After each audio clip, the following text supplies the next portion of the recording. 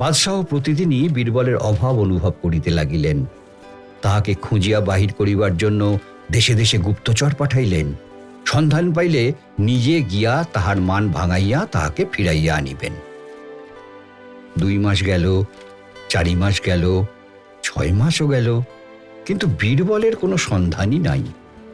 অবশেষে বাদশাহ স্থির করিলেন একটা কৌশল করিয়া দেখিবেন। হুকুম দিলেন, আমার অধীনে যত বড় বড় সামন্তরাজ আছে তাহাদের একটা তালিকা প্রস্তুত করো। তালিকা প্রস্তুত হইল। 50 জন সামন্তরাজের নাম লিখিত হইয়াছে। অতঃপর বাদশাহ হুকুম দিলেন, 50টা মেড়া খরিদ করিয়া আনো।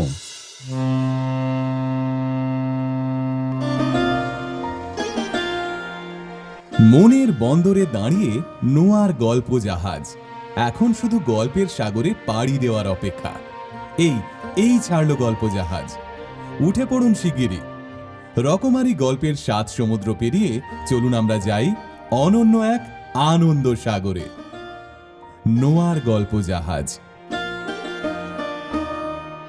প্রভাত কুমার মুখোপাধ্যায়ের লেখা বীরবলের গল্প।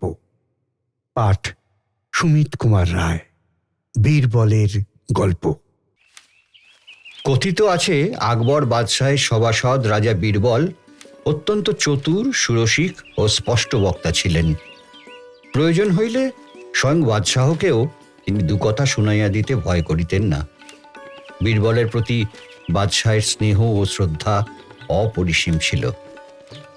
একদিন বাদশাহ দরবার বরখাস্ত করিবার সময় সেকালের প্রথা অনুসারে উপস্থিত পাত্রমিত্রগণকে পান ও আতর বিতরণ করিতেছিলেন।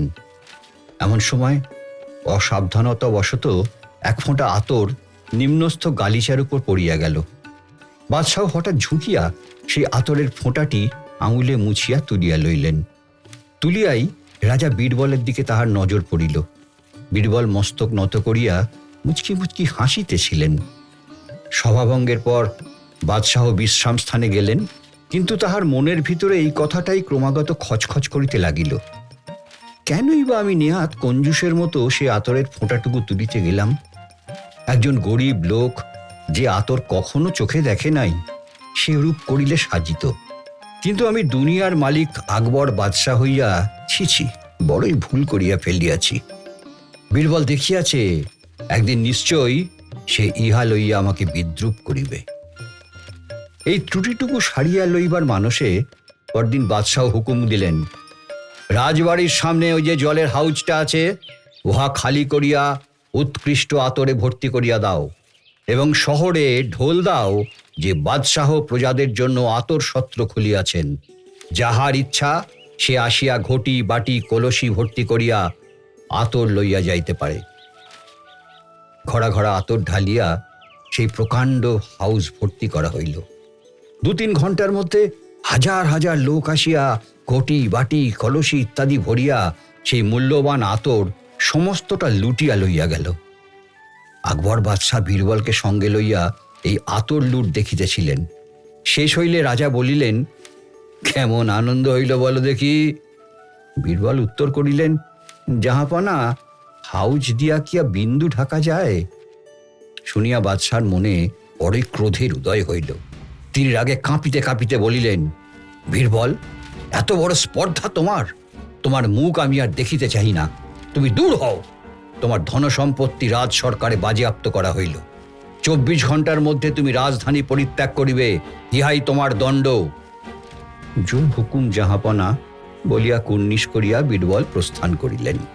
বীরবল নির্বাসিত। তাহার রাজ্য ধনসম্পত্তি সমস্তই বাদশাহের আদেশে বাজেয়াপ্ত। দিনের পর দিন কাটিতে লাগিল। ক্রমে বাদশাহের রাগ পড়িয়া আসিল। তখন তাহার মনে অনুশোচনা উপস্থিত হইল। আহা, কেন তাহাকে তাড়াইলাম? বড় ভালো লোক ছিল, যেমন রসিক তেমনি বুদ্ধিমান। বড় আনন্দেই তাহার সহিত কাল কাটাইতাম। কেন তাহাকে তাড়াইলাম? বাদশাহ প্রতিদিনই বীরবলের অভাব অনুভব করিতে লাগিলেন। তাহাকে খুঁজিয়া বাহির করিবার জন্য দেশে দেশে গুপ্তচর পাঠাইলেন। সন্ধান পাইলে নিজে গিয়া তাহার মান ভাঙাইয়া তাহাকে ফিরাইয়া আনিবেন। 2 মাস গেল, 4 মাস গেল, 6 মাসও গেল, কিন্তু বীরবলের কোনো সন্ধানই নাই। অবশেষে বাদশাহ স্থির করিলেন একটা কৌশল করিয়া দেখিবেন। হুকুম দিলেন, আমার অধীনে যত বড় বড় সামন্তরাজ আছে তাহাদের একটা তালিকা প্রস্তুত করো। তালিকা প্রস্তুত হইল, 50 জন সামন্তরাজের নাম লিখিত হইয়াছে। অতঃপর বাদশাহ হুকুম দিলেন, 50টা মেড়া খরিদ করিয়া আনো। মেড়া খরিদ হইল। তখন নিম্নলিখিত পরোয়ানা সহিত ওই 50 জন সামন্তরাজের প্রত্যেকের নিকট এক একটা মেড়া পাঠাইয়া দেওয়া হইল। পরোয়ানা, আকবর বাদশাহ এতদ দ্বারা তোমার প্রতি হুকুম করিতেছেন, রাজ কর্মচারীর সহিত প্রেরিত মেড়াটি 1 মাস কাল তুমি প্রতিপালন করিবে। ইহাকে প্রত্যহ 40 পরিমাণ উৎকৃষ্ট দানা খাইতে দিবে। যে রাজকর্মচারী ইহা লইয়া যাইতেছেন সে নিজ তত্ত্বাবধানে মেড়াকে দানা খাওয়াইবে। 1 মাস পর মেড়াটি রাজধানীতে ফেরত পাঠাইবে, কিন্তু সাবধান, বর্তমানে ইহার দেহের ওজন যাহা আছে ঠিক সেই রূপ থাকা চাই। যদি 1 তোলা পরিমাণও ইহার দেহের ওজন বৃদ্ধি পায় তবে তোমার 1,00,000 টাকা জরিমানা হইবে। প্রকাশ্য দরবারে এই মেড়ার ওজন করা হইল। মন, শের, পোয়া, ছটা, কাঁচা, অর্থাৎ যে মেড়া যে রাজাকে পাঠানো হইতেছে সেটার কত ওজন তাহা সেই রাজার নামীয় পরোয়ানায় লিখিত হইল। এই মেড়া ও পরোয়ানা পাইয়া রাজ্যে রাজ্যে মহা আতঙ্ক উপস্থিত হইল। সকলে বলিতে লাগিল, ও তো 40 উৎকৃষ্ট দানা খাইয়াও মেড়ার ওজন বাড়িবে না, ইহা তো অসম্ভব কথা। কেহ কেউ বলিল, ইহা কেবল টাকা আদায়ের ফন্দি, আর কিছু নয়। তার চেয়ে খোলাখুলি পরোয়ানা দিলেই হইতো, 1,00,000 টাকা আমায় পাঠাইয়া দাও।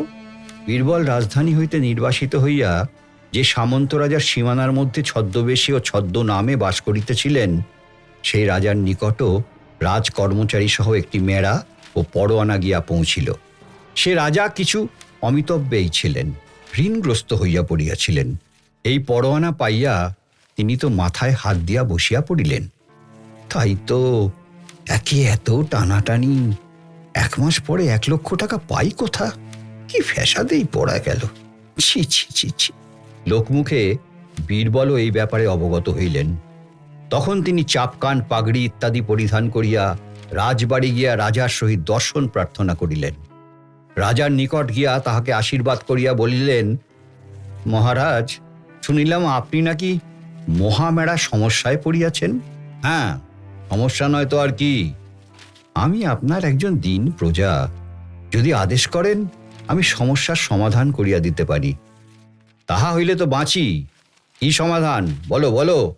বীরবল বলিলেন, মহারাজের তো চিড়িয়াখানা আছে, তাহাতে কতকগুলি বড় বড় খাঁচায় বড় বড় বাঘ আবদ্ধ আছে দেখিয়াছি।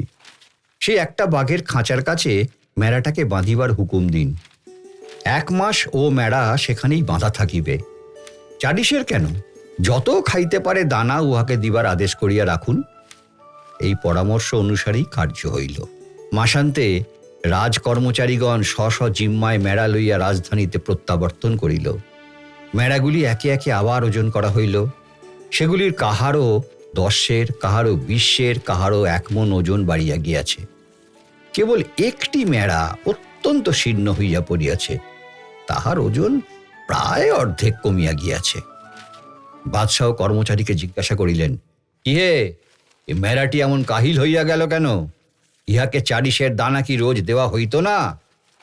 কর্মচারী হাত জোর করিয়া বলিল, 40 কেন জাহাপনা, 5-6 দানা ইহাকে প্রত্যহ দেয়া হইত, কিন্তু তাহার সিকিভাগও খাইত না। খাইবে কি? উহাকে একটা মস্ত বাঘের খাঁচার সামনে 1 মাস বাঁধিয়া রাখা হইয়াছিল। বাঘটা যখন তখন ইহাকে দেখিয়া তর্জন করিত, লুলুপ নেত্রে ইহার পানে চাহিয়া জিভ বাইর করিত, সে জিভ দিয়া টস টস করিয়া লাল ঝরিত। মেড়া দানা খাইবে কি মহারাজ, ভয়েই কাঠ হইয়া থাকিত। আতঙ্কে আতঙ্কে দিন দিনই রোগা হইতে লাগিল। বাদশাহ বলিলেন, কে এরকম করিতে সে রাজাকে পরামর্শ দিয়াছিল জানো? শুনিয়াছি তাহার একজন ব্রাহ্মণ প্রজা তাহাকে এইরূপ পরামর্শ দিয়াছিল। ইহা শুনিয়া বাদশাহ মনে মনে বলিলেন, সে ব্রাহ্মণ আর কেহ নয়, সেই বীরবল, নহিলে এত বুদ্ধি কার? বাদশাহ তৎক্ষণাৎ সেই রাজ্যে একজন দক্ষ গুপ্তচরকে পাঠাইয়া দিলেন। চর ফিরিয়া আসিয়া বলিল, বীরবলই নাম ভাড়াইয়া সেখানে বাস করিতেছেন। তিনি রাজাকে পরামর্শ দিয়া মেড়াকে বাঘের খাঁচার সম্মুখে বাঁধাইয়াছিলেন। বাদশাহ বলিলেন, সে আমি আগেই বুঝিয়াছি। তারপর বাদশাহ হাতি ঘোড়া সৈন্য সামন্ত লইয়া রাজোচিত সমারোহে সেই রাজ্যে যাত্রা করিলেন এবং ক্ষমা প্রার্থনা করিয়া মহা সমাদরে বীরবলকে ফিরাইয়া আনিলেন। বলাই বাহুল্য, বীরবল তাহার রাজ্য ও ধনসম্পত্তি সমস্তই ফিরিয়া পাইলেন। এইরকম আরও গল্প শুনতে সাবস্ক্রাইব করুন নোয়া গল্প জাহাজ।